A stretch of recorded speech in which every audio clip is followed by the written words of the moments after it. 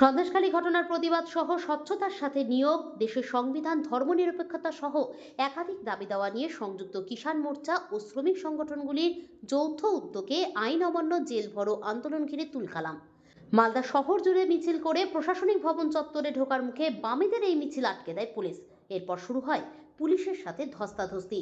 পুলিশের ব্যারিকেড ভেঙে ভিতরে ঢুকে পড়ে বাম কর্মীরা।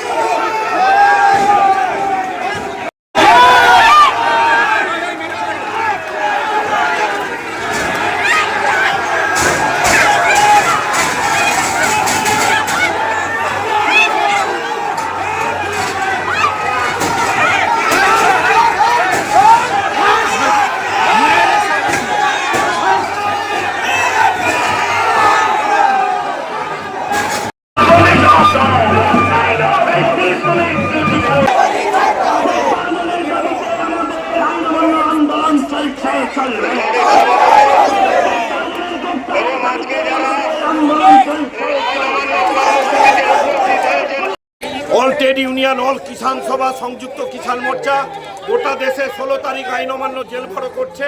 পশ্চিমবাংলায় পরীক্ষার জন্য 13 তারিখ হচ্ছে। বিভিন্ন দাবি, শ্রমকোড বাতিল, কৃষকের ফসলের দাম মোদি বলেছিল হচ্ছে না। আমাদের রাজ্যে 100 দিনের কাজে তৃণমূলের গান্ডা সান্ডার নেতাগুলো নেতা হবে, টাকা লুট করবে, গরিব মানুষের টাকা। আর সন্দেশখালীতে মহিলাদের উপরে অত্যাচার হবে, পুলিশ মন্ত্রী তাকে পদত্যাগ করতে হবে। পারছেন না তিনি, উনি সরে যান। হিন্দু মুসলমানের ট্যাবলেট দিয়ে মানুষকে বিভ্রান্ত করা হচ্ছে। আমরা আইন ভেঙেছি, ডিএম অফিসে ঢুকেছি। আমরা এখন জেল ভরো আন্দোলন করব। জেলে অ্যারেস্ট করুক, আনুক, হয়তো বন্ধ। ডিএম সাহেব তো পালিয়ে থাকে।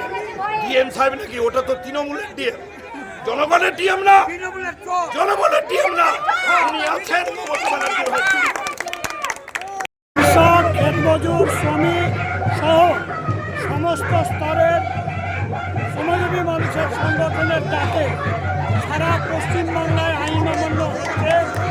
এই আইন অমান্যের এখানে অবস্থান করছে এবং যতক্ষণ গ্রেপ্তার না করছে ততক্ষণ এই তৃণমূলটাকে বাঁচিয়ে রেখেছে। পুলিশের বিরুদ্ধে মধ্যে লড়াই করতে হবে। পুলিশ যদি এগিয়ে আসে, যাদের